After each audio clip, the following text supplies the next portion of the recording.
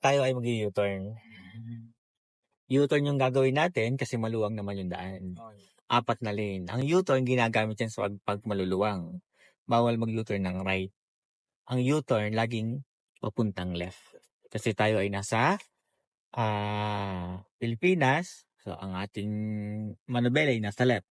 Kapag ang manubela ay nasa right, Sa right po ang U-turn nila. Okay? So full turn ka ng left. Full turn, sagad mo na.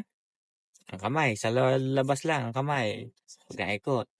Nakasignal dapat. Okay, first gear ka na, tapos tagal lang handbrake. So, ang head check, lapit mong ulo sa bintana. Dikit mo. Di, lapit mo ang ulo. Di, tingin sa likod. Likod, doon sa likod. Silipin mo ang likod. Mo. Hindi ka sa side mirror titingin. Yan, ganyan ang head check. Yan yung blind spot ng side mirror. Once na nag-islant yung sasakyan. Tandaan mo kasi kaya mo daming nasasabitan na aksidente kasi sa side mirror lang nagbe-base.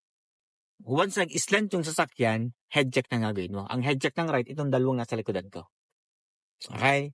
So, tara, biting point. Side mirror lang muna. Once na nag-islant, saka ka mag-head check. Nakasignal tayo. Okay, naka-biting point lang. Pag wala dyan sa side mirror, pasok ka na. Tinitingnan mo yung pang third lane. At kung saan pumatak yung sasakyan, dun muna mag-i-stay. Okay. Wala na ba sa sunod? Meron pa? O, tanggal ang brake. Okay, ngayon nag-slant na, head check na.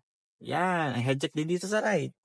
Mamaya babalik ka. Kung saan pumatak, o dito pumatak, balik. 1, 2. Okay, hindi yung patak dito ay lipat dun sa kabila. Kasi bubusinahan ka lang na overtake na yan.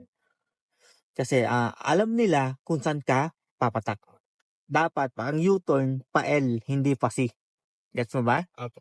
Hindi yung patak dito ay lipat dun sa kabila. Pwede kang lumipat kung magsisignal ka tinil mo side mirror.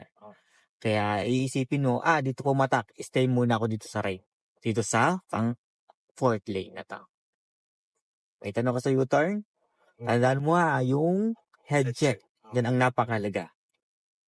Nag-islant ang sasakyan, head check na, hindi na side mirror. Lipat yan sa gitna. Sisignal lagi.